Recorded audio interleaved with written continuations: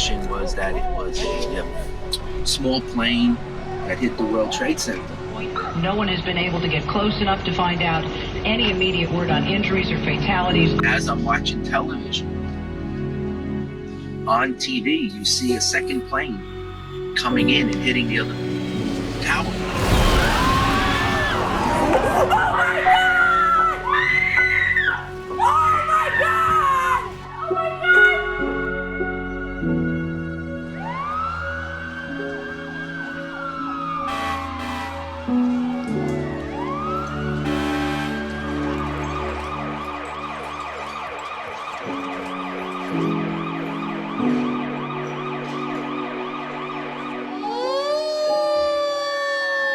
And when I got to the tunnel, I jumped in a police car and we went through the Brooklyn Battery Tunnel that many firefighters went through and never came out. Anthony, the whole second tower collapsed. The whole building is gone. Duck it. Watch out.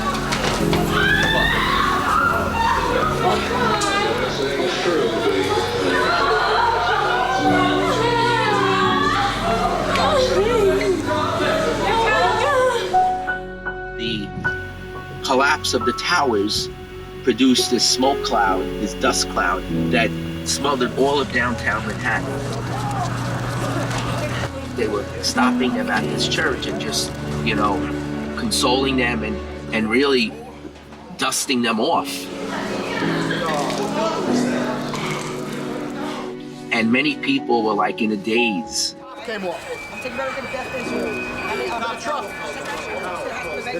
They really were in a fog.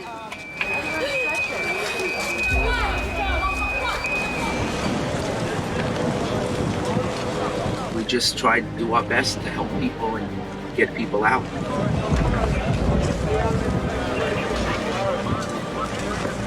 But forget, I got home about 11 o'clock that night. Then the next day, when we woke up, it was just a whole different world.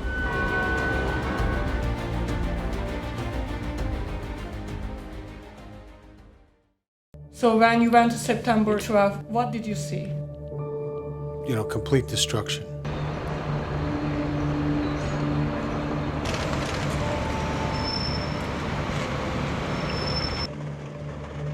The hardest part for me on September 12th when we arrived to the scene was the unknown of how many members of the F.D.N.Y. we had lost on September 11th. His father, Michael Judge, he was the fire chaplain. He was a Franciscan, and he was labeled the first one death on September 11th, not just in the fire department, the whole city. He was there ministering to the guys in the lobby before the building came down. And when they knew the buildings were coming down and people started to jump out the windows. He stepped outside and a body came and hit him and he died.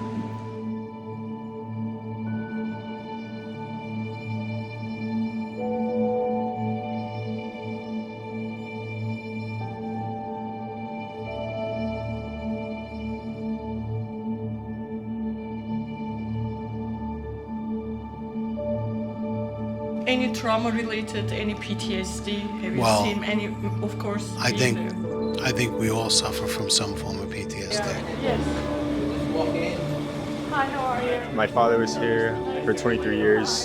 He was here for 9/11. Yes. And to this day, it still hurts him. Yes. I'm sure it hurts, like it hurts everybody else. Yes. They lost a member in this house, Danny Sir. I know a lot of members here that are still, hurt by it. It's sad because for many people, 9/11 was something now that's in the history books.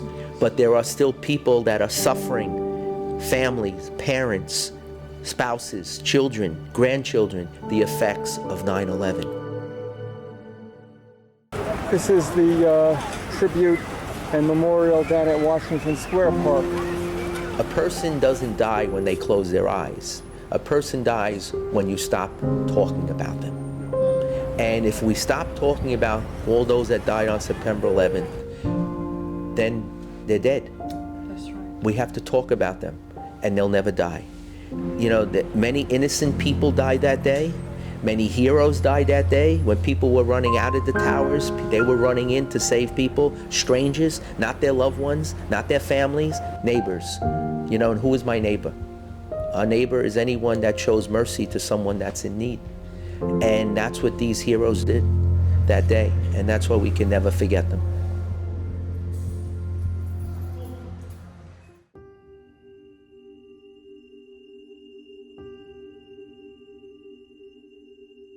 It's very interesting. They say a frog is the only animal that cannot look to the side. They only look straight ahead.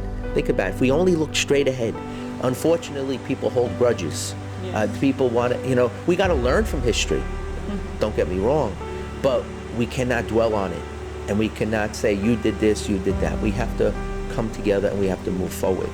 To, you know, care for another human being, knowing that they are created in the image and likeness of God.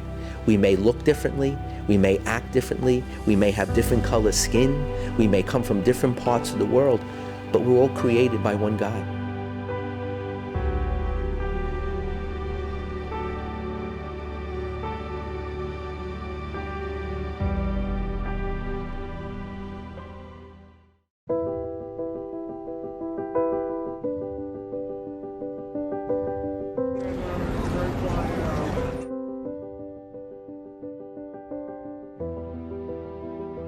There's two parts of my life.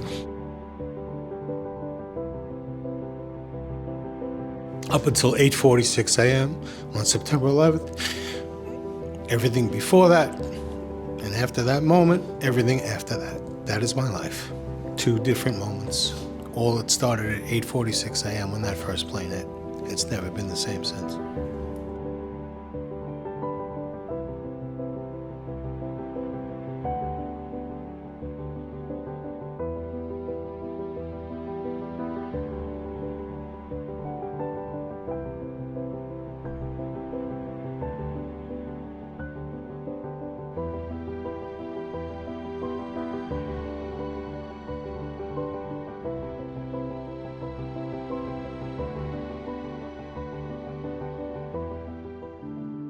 When September 11 tragedy happened, I was 1 year old in Jesus Christ. I was a new believer. It shook me to my core.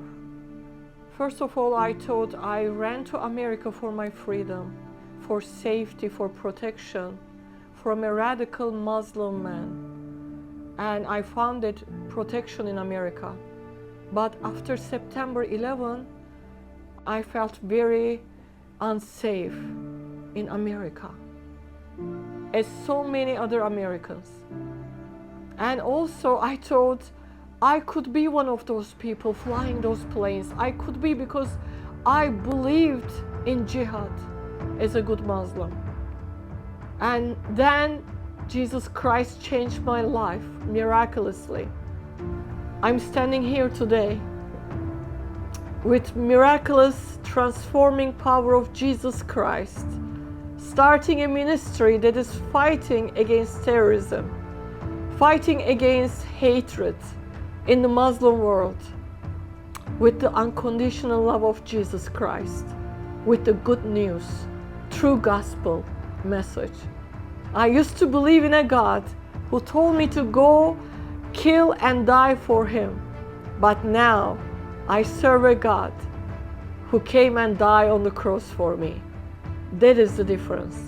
And for that, I will fight with passion, with love of Jesus Christ, and with the truth of the gospel.